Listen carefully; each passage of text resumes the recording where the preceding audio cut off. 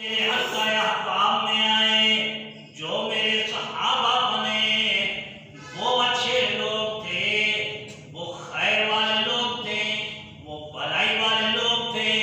ان کا زمانہ خیر امتی کرنی، ان کا زمانہ اچھا زمانہ۔ پھر فرمایا ثم الذین یلونہم، فرمایا ثم الذین یلونہم، پھر وہ لوگ آئے جو ان کے ساتھ منسلک ہے، ان کے ساتھ بیٹھ کر انہوں نے قرآن و حدیث کا سبق سیکھا۔ تو ثم الذین یلونہم، تو وہ لوگ بھی جو صحابہ کرام کے ساتھ بیٹھے، ان سے سبق حاصل کیا، ان سے حدیثیں اخذ کی، ان سے قرآن کی تعلیم لی، ان سے حدیث کے فرمان لیے، ان سے فقہ کے مسائل سیکھے، تو کیا فرما رہے ربی حضور سید عالم صلی اللہ علیہ وآلہ وسلم ثم الذین یلونہم، وہ بھی اچھے لوگ تھے۔ پھر فرمایا ثم الذین یلونہم، تین زمانے حضور سید عالم صلی اللہ علیہ وآلہ وسلم نے تین زمانے، ایک اپنا زمانہ، پھر اس کے ساتھ والا زمانہ، پھر اس کے ساتھ والا زمانہ، حضور سید عالم صلی اللہ علیہ وآلہ وسلم نے فرمایا یہ میری امت کے بہترین زمانے ہیں۔ آگے دیکھو، آگے حضور کریم صلی اللہ علیہ وآلہ وسلم کیا ارشاد فرما رہے ہیں، ثم ان بعدکم قوما یشہدون ولا یستشہدون، اس کے بعد ان تین زمانوں کے بعد والوں کا حضور سید عالم صلی اللہ علیہ وآلہ وسلم ذکر فرما رہے ہیں۔ ثم ان بعدکم قوما، جو بعد میں آنے والے ہیں، ان تین زمانوں کے بعد میں آنے والے جو لوگ ہیں، یشہدون ولا یستشہدون، وہ تو ایسے لوگ ہیں جو جھوٹ بولیں گے، خائن ہوں گے، امانت میں خیانت کریں گے، اور جو آئیں گے لوگ ان میں فتنہ و فساد پیدا کریں گے۔ یہ فتنہ و فساد پیدا کرنے والے لوگ یہ کون ہیں؟ یہ زمانہ ہمارا ہے، یہ ہمارا زمانہ جو ہے یہ فتنہ فساد والا ہے۔ حضور سید عالم صلی اللہ علیہ وآلہ وسلم کی ایک حدیث مبارک ہے، اس میں حضور سید عالم صلی اللہ علیہ وآلہ وسلم نے فرمایا، حضور کا فرمان ہے، حضور سید عالم صلی اللہ علیہ وآلہ وسلم نے فرمایا کہ صبح کو مومن ہوگا، انسان صبح کو مومن ہوگا، شام کو کافر ہوگا، شام کو مومن ہوگا، صبح کو کافر ہوگا۔ کیسا بڑا سخت جملہ ہے، اس پر غور کرو۔ ہم تو کہتے ہیں نا کہ ہم نے قرآن پڑھ لیا، ہم نے نماز پڑھ لی، ہم نے تہجد پڑھ لی، ہم نے روزہ رکھ لیا، ساری ہم نیکیاں کما لی۔ ایک جملہ جو کفر کا ادا ہو جائے بندہ کافر ہو جاتا ہے، اس پر احتیاط کرنی چاہیے۔ حضور سید عالم صلی اللہ علیہ وآلہ وسلم کی شان اقدس میں گستاخی ہو جائے، بندہ کافر ہو جاتا ہے۔ اللہ کریم کی شان میں غلط کلمات ادا ہو جائیں، بندہ کافر ہو جاتا ہے۔ اصحاب رسول کے خلاف بکواسیں کر دی جائیں تو بندہ کفر میں آ جاتا ہے۔ اہل بیت رسول کے خلاف باتیں کر دی جائیں تو بندہ کفر میں آ جاتا ہے۔ سارا حضور سید عالم صلی اللہ علیہ وآلہ وسلم کا فرمان عالی شان ہے کہ اپنی زبان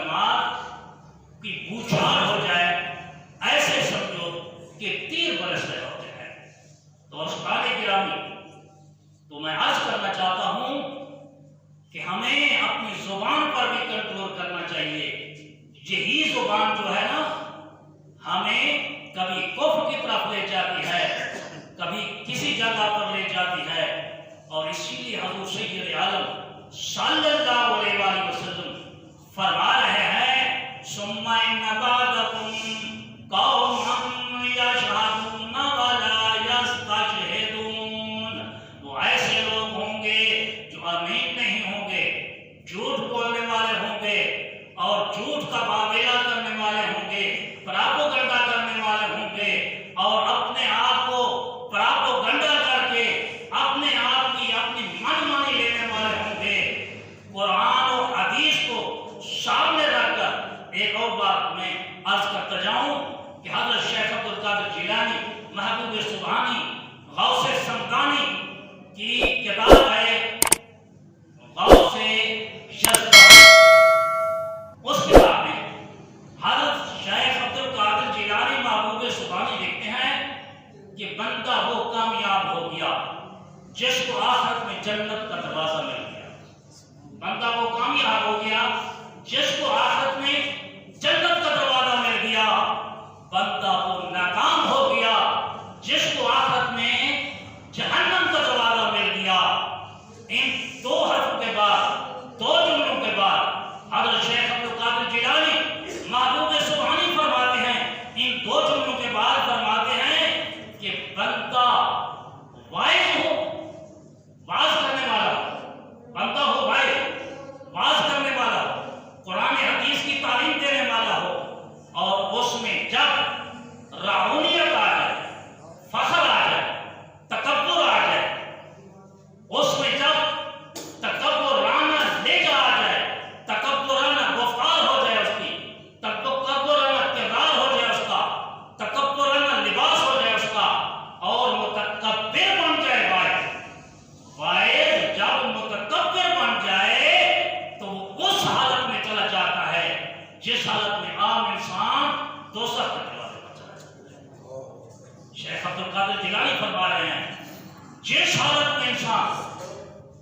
دوزخ کے دروازے پر چلا جاتا ہے، وائز کو بھی کنٹرول کرنا چاہیے اپنے اوپر، کہ وائز کو بھی ایسی قرآن و حدیث پڑھ کے سونی سونی قرات سنا کے اس کو فخر نہیں کرنا چاہیے، وائز کو فخر نہیں کرنا چاہیے، وائز کو فخر نہیں ہے، لباس اس کا فخر ہے، لباس وائز کا فخر ہے 100%، وائز کا، مولوی کا، عالم کا لباس ہے 100%۔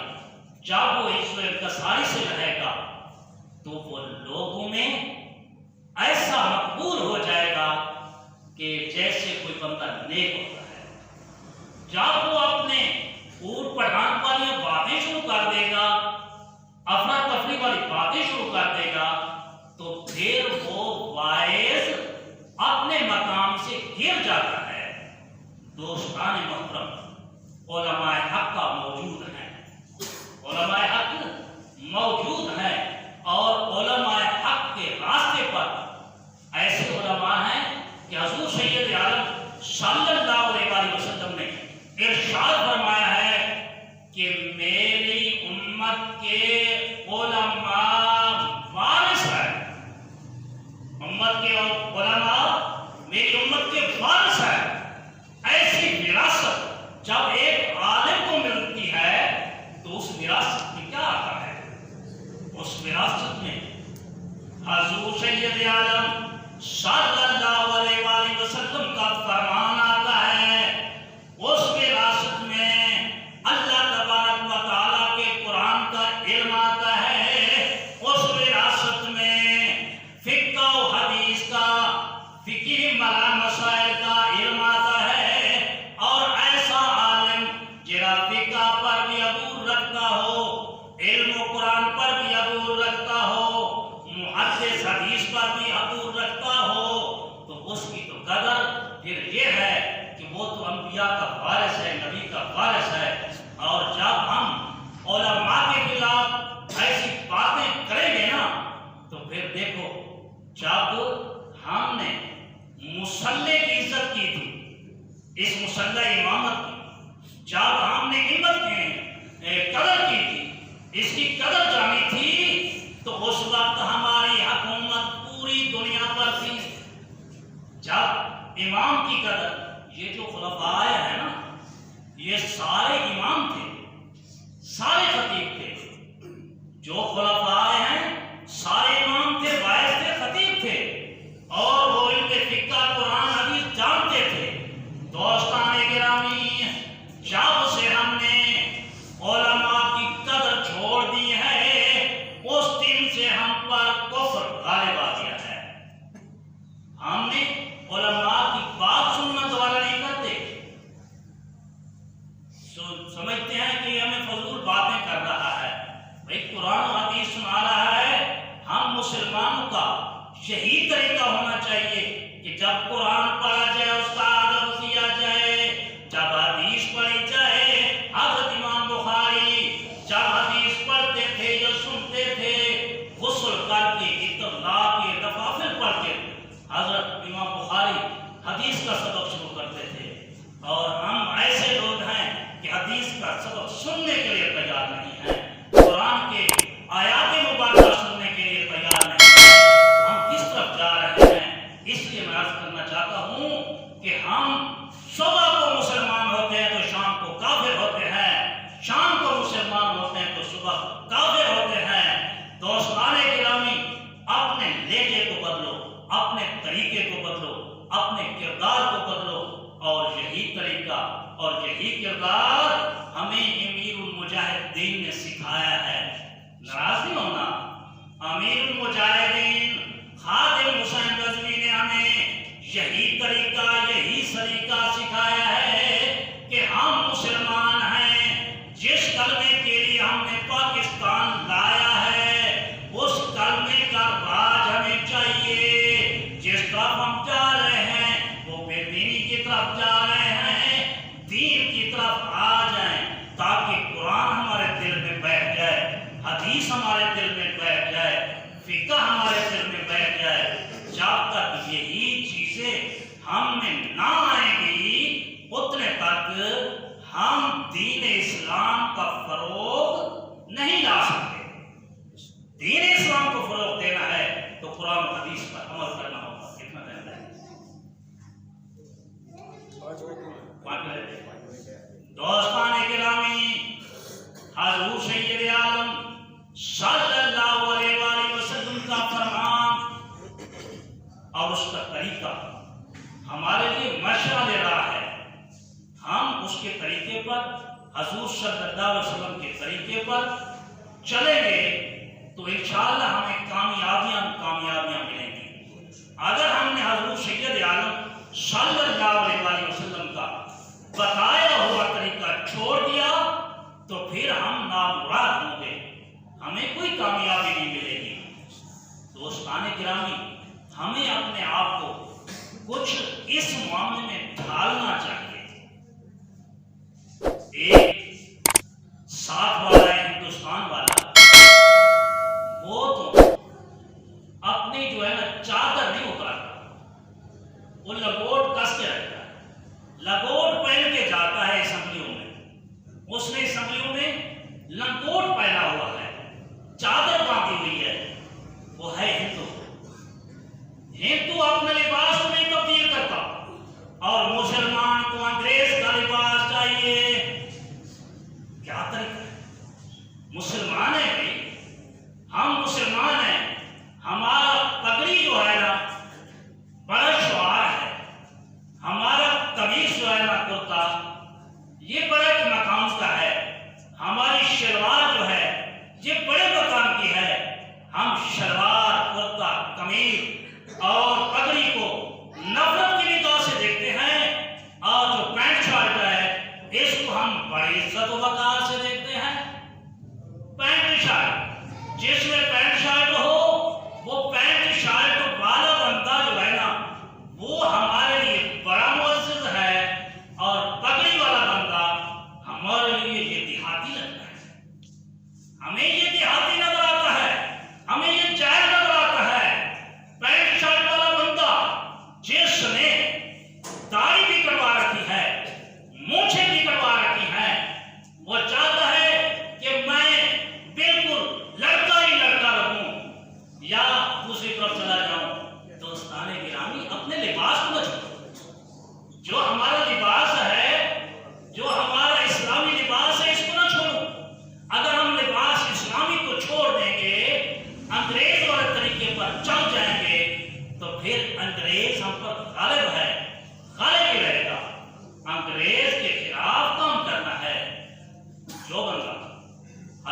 سید عالم صلی اللہ علیہ وآلہ وسلم کا فرمان علی شان ہے، جس نے جس قوم کی مشابہت ادا کی، جس نے جس قوم کا طریقہ اپنایا اسی طریقے پر ہے، اسی کے مشابہ ہوگا۔